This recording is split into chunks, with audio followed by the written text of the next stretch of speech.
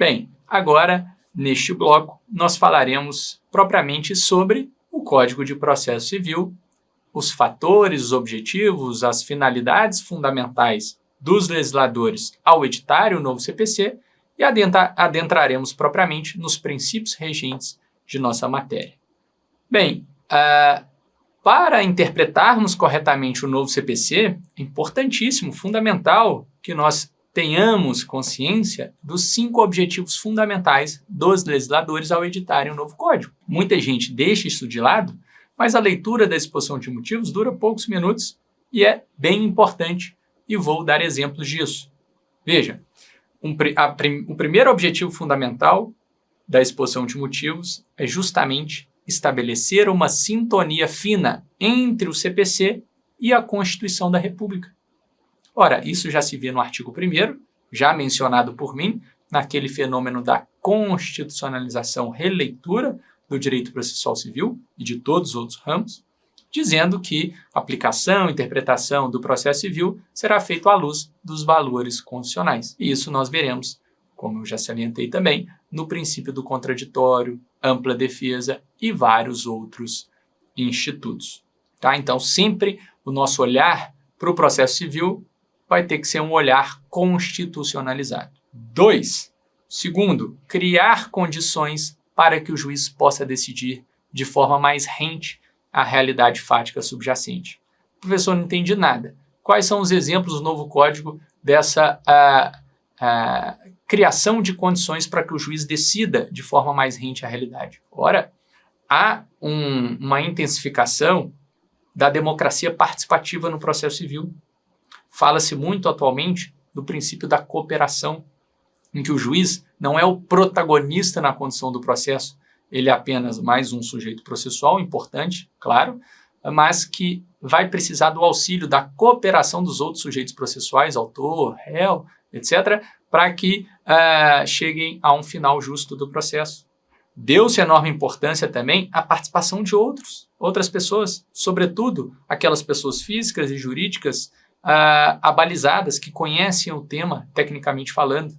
Portanto, o amicus curiae, vejam, no artigo 138, foi previsto para qualquer tipo de demanda. Antes a gente ouvia falar, do amicus curiae em processo de controle concentrado de constitucionalidade lá no STF, começou nos anos 2000, a realização de audiências públicas, oitiva de amicus curiae, etc. Agora se espraiou para todo momento. Inclusive o juiz de primeiro grau, nos rincões desse país, pode pedir, solicitar de ofício a intervenção do amicus curiae, que é uma intervenção de terceiro, aquele amigo do juízo, para fornecer ao juiz informações abalizadas sobre aquele assunto, para que o juiz possa melhor decidir.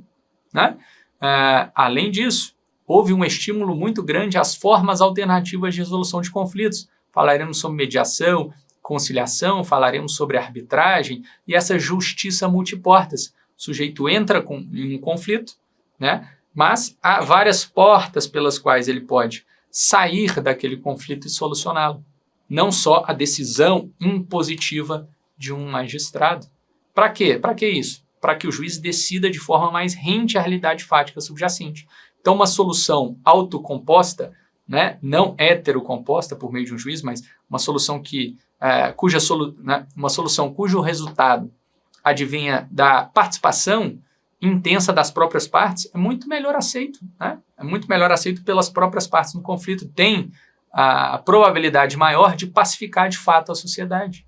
Então, esses são exemplos também. Então, amicus curiae, formas alternativas de resolução de conflito, audiências públicas, etc.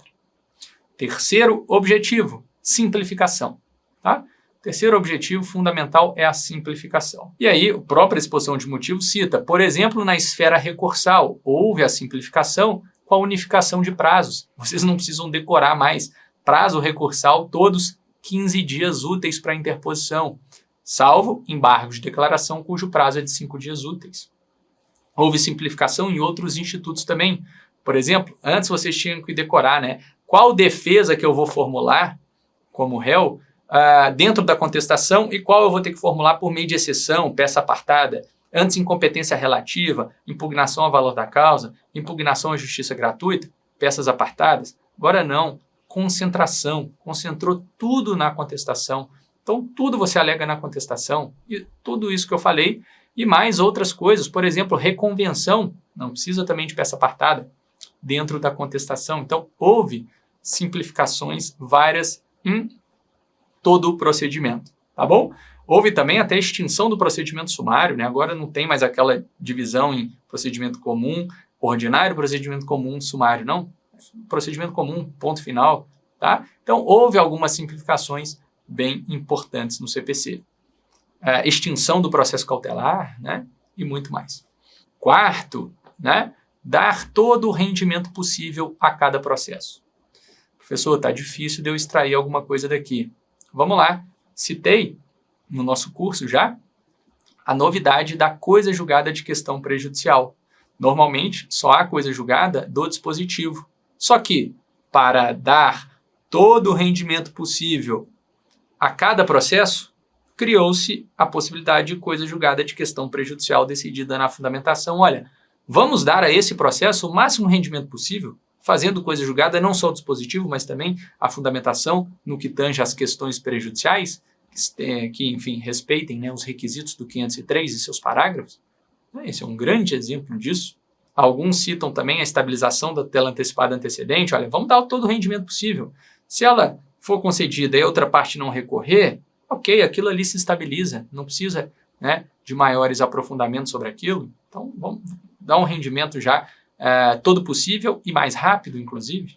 E o último, o quinto objetivo fundamental, dar maior grau de organicidade ao sistema. Isso foi bem colocado, por exemplo, pela divisão no novo CPC em parte geral e parte especial. Antigo CPC era uma confusão. Quem estudou aí o antigo CPC de 73, você estudava o artigo 200, já pulava para 800, já tinha que voltar no 300 e pouco, e era uma coxa de retalhos, várias